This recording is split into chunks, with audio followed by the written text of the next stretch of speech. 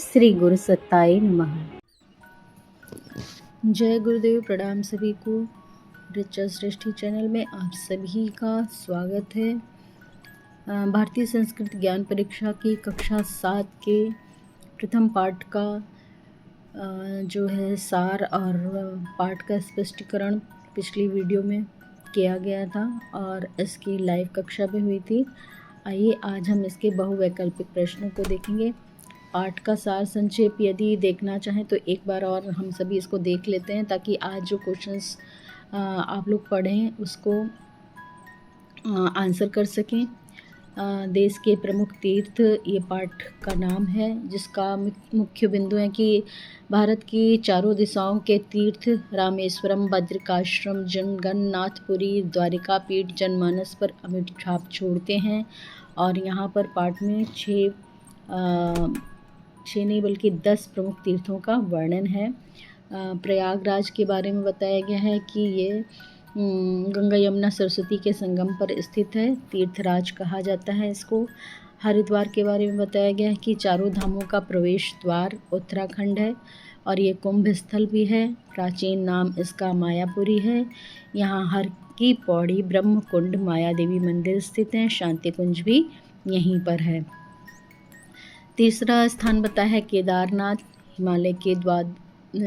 हिमालय में स्थित है और जो 12 ज्योतिर्लिंग हैं उनमें से एक है।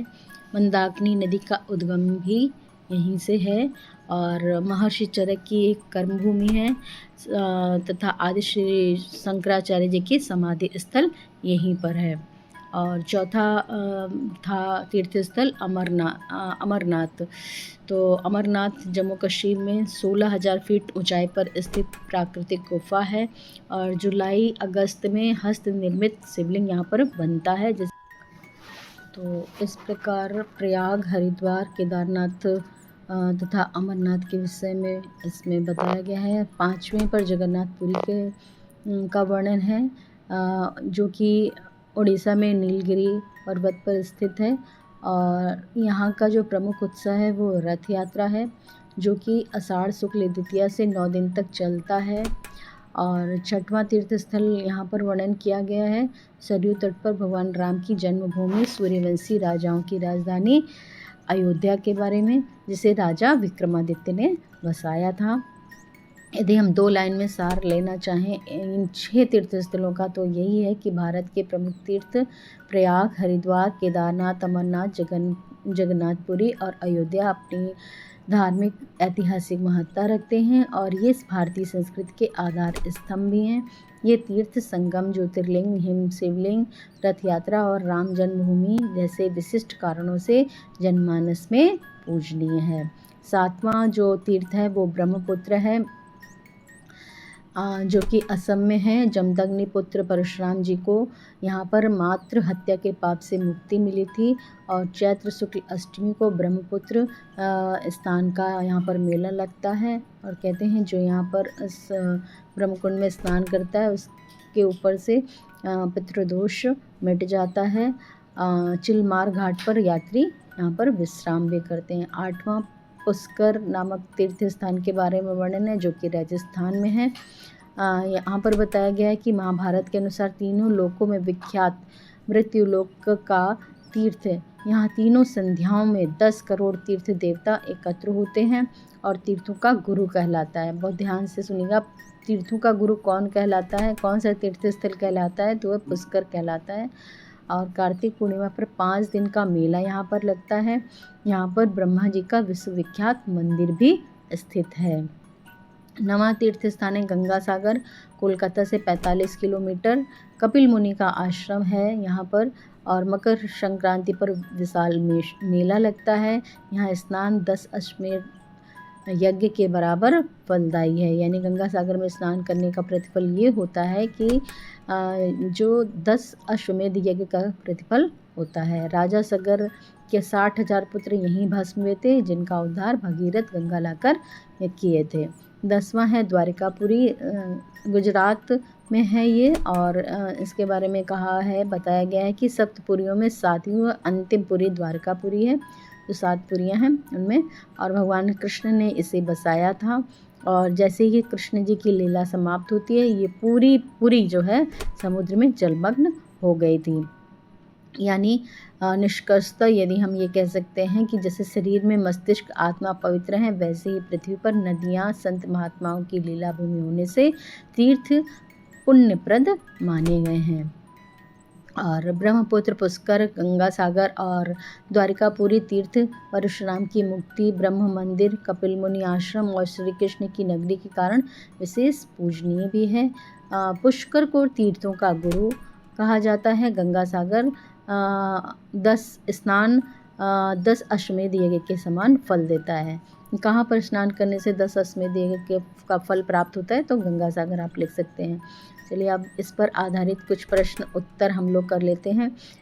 कक्षा 7 प्रथम पाठ देश के प्रमुख तीर्थ, पृष्ठ संख्या 5 पर आधारित बहुवैकल्पिक प्रश्न उत्तर MCQs। पहला प्रश्न है, किस तीर्थ को तीर्थराज कहा जाता है? तो A Haridwar, B Prayag, C Kedarnath, D Ayodhya. हमारा आंसर क्या होगा? आपको यदि आंसर पता है, आपने पूरा चैप्टर पढ़ा, अभी यहाँ पर स्पष्टीकरण भी किया गया, सार संक्षेप भी बताया गया। अभी थोड़ी देर पहले ही मैंने बताया था कि किस तीर्थ को तीर्थराज कहा जाता है, तो इसका आंसर होगा ऑप्शन बी, प्रयाग को तीर्थराज कहा जाता है। यहाँ पर व्याख्या भी दी हुई है कि उत्तर प्रदेश के प्रमुख तीर्थ प्रयागराज को तीर्थराज कहा जाता है। हरिद्वार का प्राचीन नाम क्या है? काशी, मायापुरी, अवधपुरी, द्वारावती, है ना। ऑप्शन में द्वारावती लिखा है, तो आपको बताना हरिद्वार का प्राचीन नाम क्या है। ऑप्शन बी मायापुरी है हरिद्वार का प्राचीन नाम, क्योंकि ये सप्तपुरियों में से एक है और इसका नाम भी मायापुरी है। तीसरा क्वेश्चन है, मंदाकिनी नदी का उद्गम स्थल कौन सा है? कहाँ से निकलती है मंदाकिनी नदी? अभी थोड़ी देर पहले मैंने आप लोग को पढ़ के बताया था। चलिए एक बार आइडिया ले लीजिए। अमरनाथ, हरिद्वार, केदारनाथ, प्रयाग। क्या होगा? केदारनाथ जो है वह मंदाकिनी नदी का उद्गम स्थल है।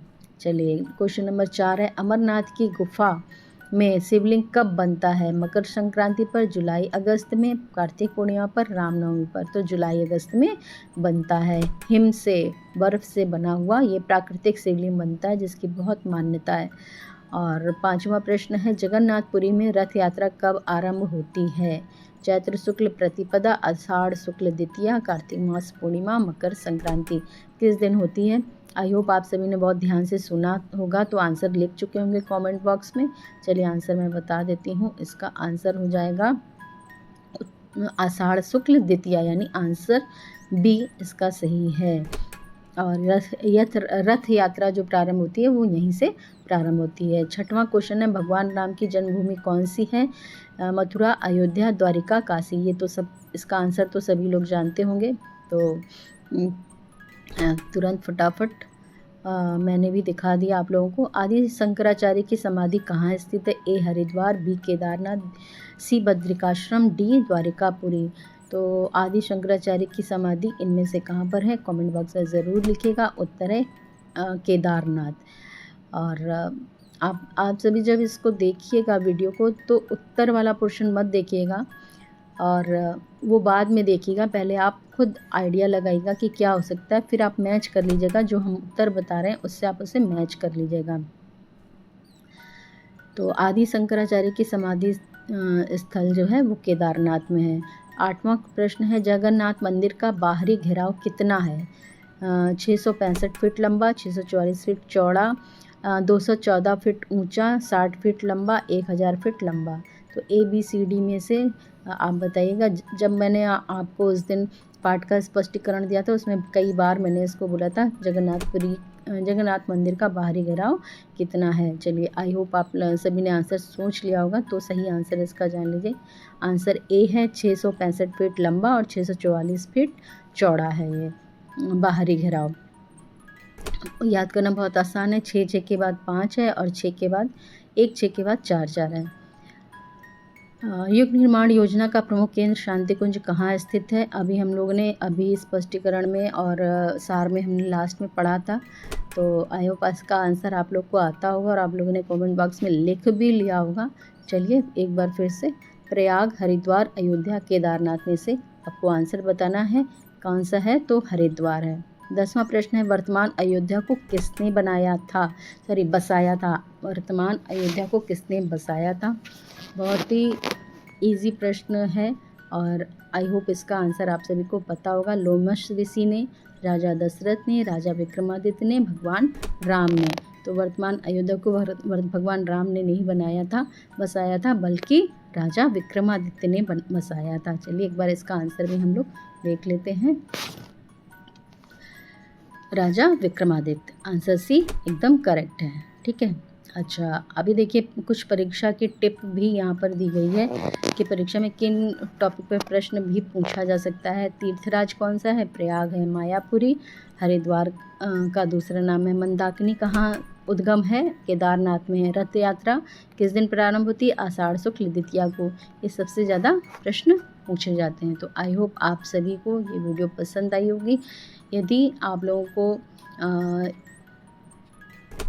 ये पार्ट अच्छे से समझ में आ गया हो तो कमेंट बॉक्स में ज़रूर बताइएगा और अपने सुझाव भी दीजिएगा कि आप लोग और किस तरीके से ये पार्ट समझना चाहते हैं और भी प्रश्न इस पर करना चाहते हैं तो वो भी बताइएगा कि इस पार्ट से संबंधित और भी प्रश्न आप लोग को से पूछूं मैं दूसरी वीडियो के माध्यम से।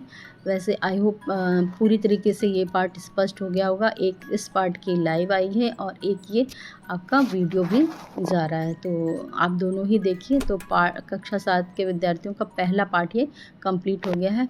हर क्लास के विद्यार्थी इसको पढ़ सकते हैं क्योंकि ये जीके के क्वेश्चंस पर आधारित एक प्रकार से ये पार्ट है। ये वाले जो प्रश्न है, ये जो पार्ट है तीर्थों पर आधारित है और इससे रिलेटेड प्रश्न उत्तर हर एग्ज़ाम में, हर